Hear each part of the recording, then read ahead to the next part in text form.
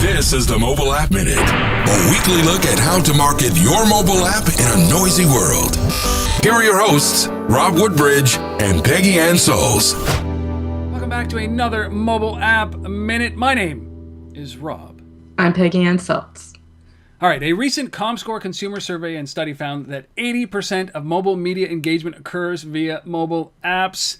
So the opportunity is to connect with users while they are in your app, and the challenge is to do it in a relevant and valuable way. Such a huge challenge. You want to deliver the right message, and for good reason, since surveys show 7 out of every 10 users will turn off your on-push notification if they come on too strong. It's a dilemma, Peggy. What's a developer to do to avoid disengagement from their customer? Well, really, Rob, it's all about testing. If you're saying you're coming on too strong, well, you have to figure out, where are people dropping off in the life cycle of my app? What's going on there? What can I do to get them back? So it's about understanding, what makes these high-paying, high-engagement users different from everybody else, and figure out what that is, crack that code, and then scale that across your user base. So it's about figuring out what works, what doesn't, and then to repeat what works for good results. So what should app developers have top of mind as they seek to use these types of messaging to encourage and sustain interaction and build relationships with their users?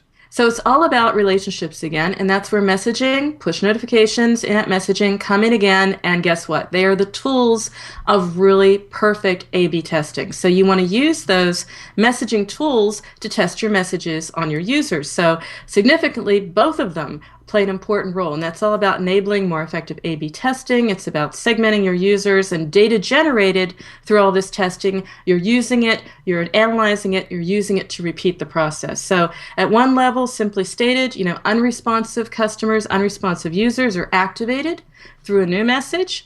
At the other, knowing what works allows you to then figure out, okay, this is working really well, so I can turn my responsive customers into brand fans, app advocates, really recruit those. Do you have any advice? Do you have 3 steps to help our listeners in their successful A/B testing? Okay, I'll give you the primer here. There's a lot of steps to this, but number one, it sounds like a no-brainer. It sounds like I know that, but no, you really have to be very, very selective and understand what do you want to test here. You can't test everything, because if you're doing a control group here and a control group here, and you're going to change the variables, you're not going to arrive at any sort of useful conclusion, because you'll have so many variables to test, you won't know what you're doing. So it's really just one thing at a time here, and it's interesting that, for example, messaging is really important here. Was it the wording that made user A do something and user B do something different? And wording is extremely important. In fact, there's a great customer case study from other levels that I'm particularly excited about, because it shows how they advised a company, it was KidSpot, on an app that accompanies mom through their pregnancy, and they told them, okay, we'll just deploy at least 2 versions of a single message to see which version delivers the highest value. And as a result, what do you find out? Well, what they did notice, and these are not amazing results, but they're so valuable, which is why, again, this is so elementary to your app success. So what did they find out? Well, for one thing, shorter messages that sounded more clinical and less folksy, less casual, they had a greater response. They returned the highest results. It's also messages that ended with words like "let's find out" proved to be really successful and compelling for moms to open up the messages and engage with the app across the board. So it's something like that, and what you need to test. And again, push notifications, in-app messaging, great. Number 2, I would say, is empathize and optimize. So it's really about looking at your app and putting yourself in your user's shoes, and also paying attention to their feedback along the way. They have been giving you feedback in some way, shape, or form here. And what is it about the experience that may be something that you just might notice that it's a cluttered screen. In the case of an app, less is more.